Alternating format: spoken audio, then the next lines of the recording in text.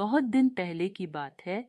रामपुर नाम का एक गांव था जिसमें रमेश और उसके पिता शंकर रहते थे। रमेश का पिता राजा के पास काम करते थे और रमेश भी कभी-कभी अपने पिता के साथ चला जाता था। रमेश के पिता शंकर राजा के खेतों में काम करते थे।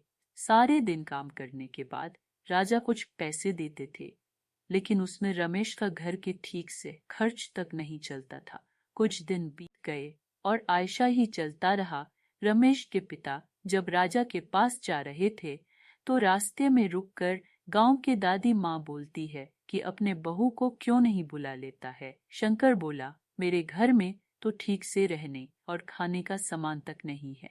दादी माँ बोली, बहू के लेकर कुछ दिन मेरे घर रख तो और तब तक रहने और खाने का इंतजाम कर लेना, तो बहू के अपने घर आपस ले जाना। शंकर बोला। शंकर राजा से कुछ उधार मग कर ले आए और दूसरे दिन रमेश अपने ससुराल चला गया। ससुराल गया और उसकी पत्नी बोली, काजी चले आए। रमेश बोला, हाँ। और दूसरे दिन रमेश अपने घर आपस लौट गए।